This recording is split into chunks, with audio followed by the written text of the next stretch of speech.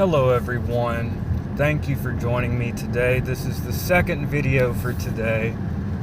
I didn't really give a whole lot of substance in my last video other than personal updates and a sort of explanation of what I've been up to. Daath is a particular type of knowledge in the Kabbalah, the mystical literature of Judaism, and of course the Kabbalah has expanded into the Hermetic Kabbalah unattached from Jewish religion or anything like that. But the origins of the Kabbalah, and this could be debated, I don't really want to open that can of worms.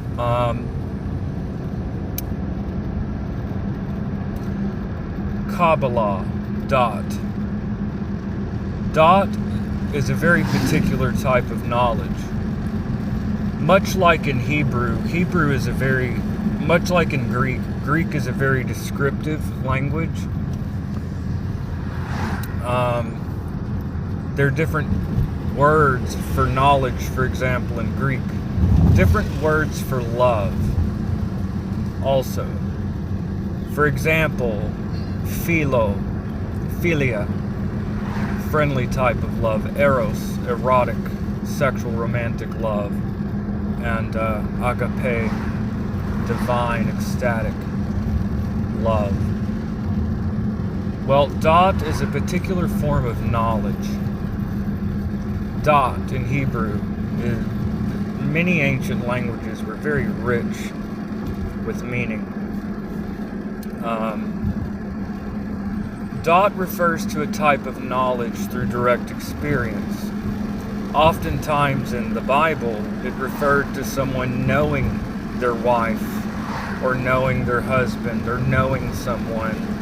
It referred to carnal knowledge, sexual knowledge. Daath is a type of knowledge by direct experience.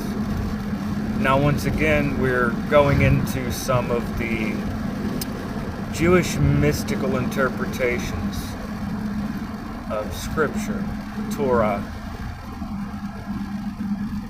The forbidden fruit of the knowledge of good and evil referred to a union with good and evil, and thus began, in the most simplest explanation, thus began by uniting with both good and evil, by union with it, knowledge through union with good and evil. We now have inner conflict. And of course, the next thing that happened was Cain and Abel. Cain slew Abel. But basically, Daath refers to experiential knowledge, and often it refers to sexual activity. Now, how is this related to esotericism or to daily life?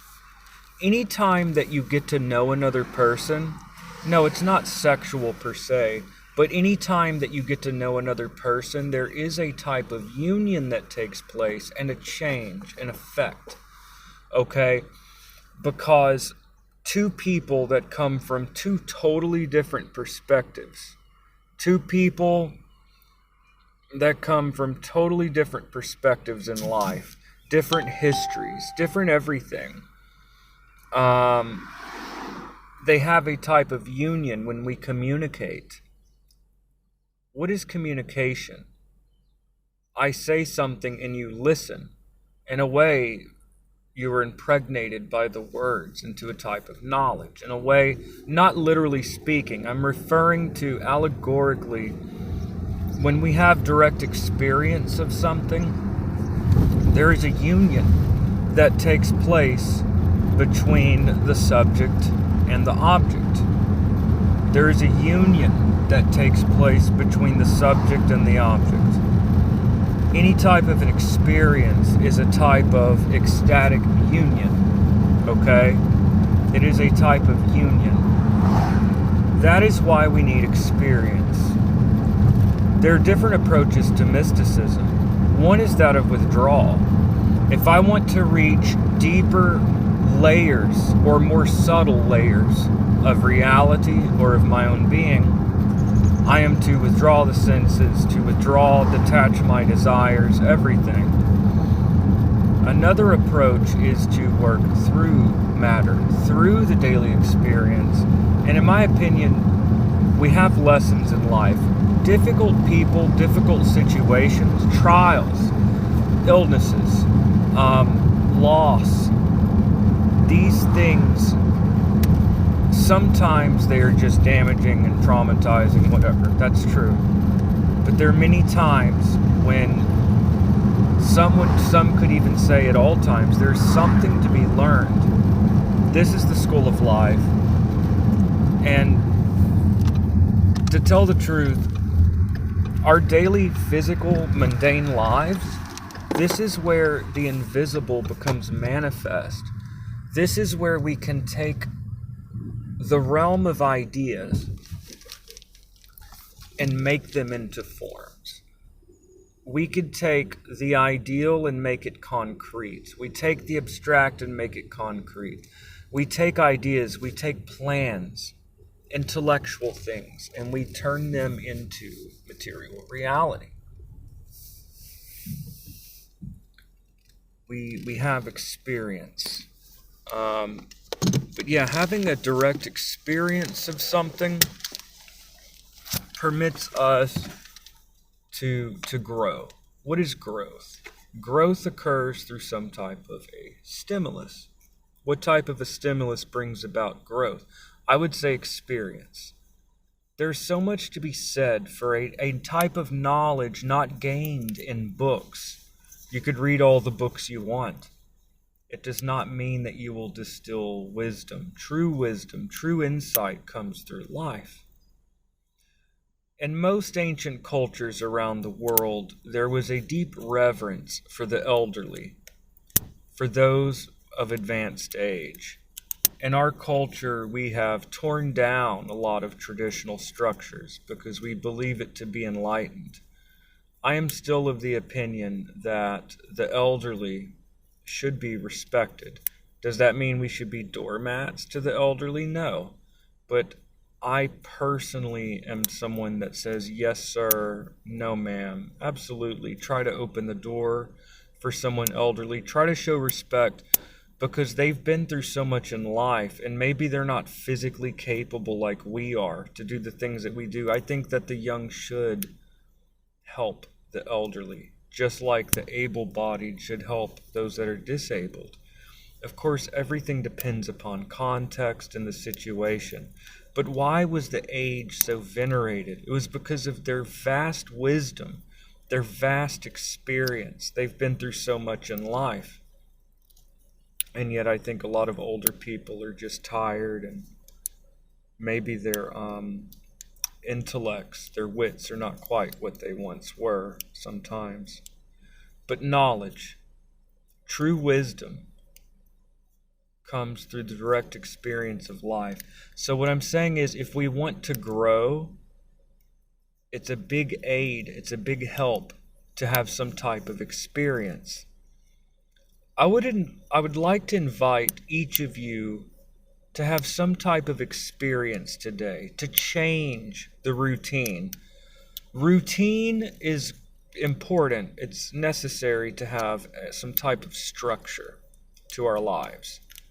But the problem with routine is without new stimulus, without new experiences from which we have no reference, no form of reference, we have to adapt to a new experience. We have to learn something from it. We grow a little bit. Even travel brings a type of growth. Taking up a new art form causes growth. If we want to grow, we should try to expand ourselves with new experience. Experience is important. And experience and wisdom is waiting all around you like seeds. Everywhere around you is a seed of wisdom. Everywhere around you is a fruit of knowledge waiting to be plucked. The fruit is waiting to be plucked. That experience, it could be someone standing next to you at a supermarket that you could talk to and gain some insight. It could be a new friend, a new associate. It could be a new hobby. Maybe you turn down a different street today and go down a different route to go to wherever you're going.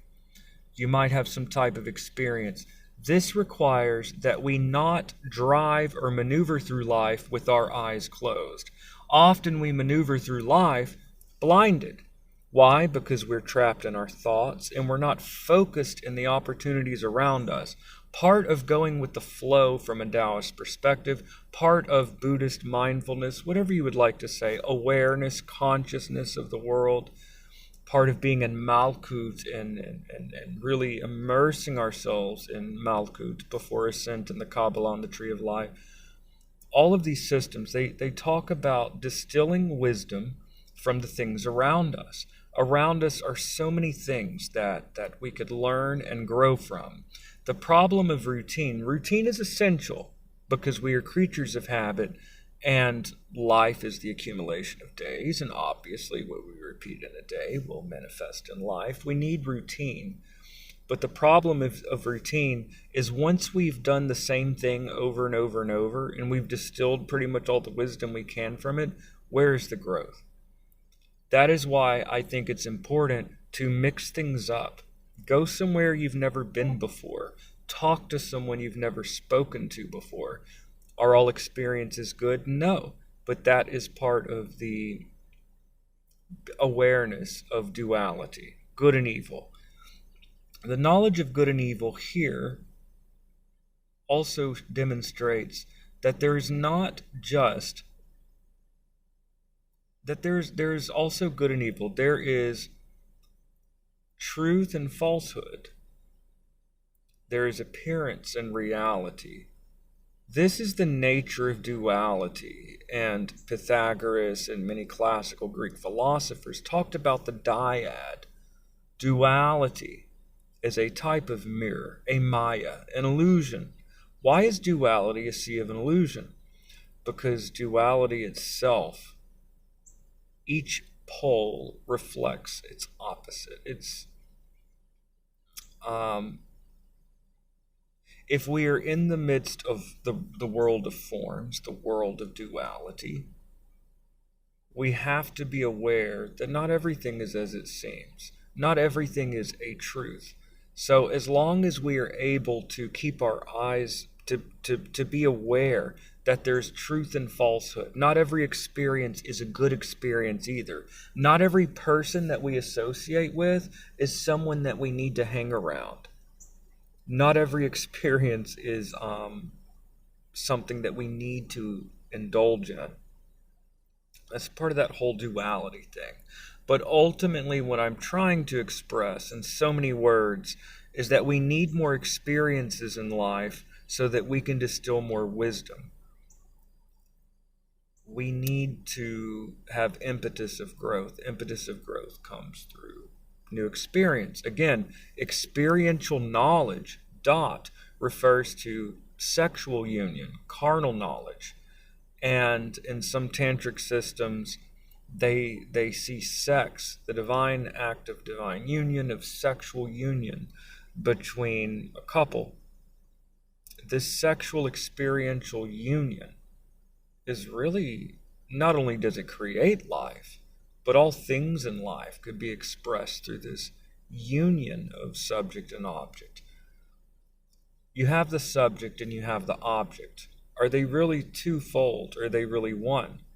Whatever the case may be, the subject grows through its experience of the objects if we are able to really have our eyes open to the wisdom. Basically, I think that we should live our lives. We need to live life to the fullest, not meaning extravagant pleasures, no. Live life to the fullest in the sense that we are actually here. We are here in our bodies. We are experiencing the world. We are aware of the opportunities around us in the moment. Part of mindfulness, of being present in the moment, not lost in thought, is being aware of what's around you. Situational awareness, opportunities, and trying to get the most wisdom that we can, not from books only, but from the world. if we stopped just trying to fill our heads with wisdom from things that people have written, and we try to apply it to daily life. Anyways, second video of the day. I may upload it, I may not. I may watch it and be, que es una mierda este video, pero okay. Anyways, so that is it for today, sirs and madams. More stuff to come, y'all. I hope everyone's having a wonderful day.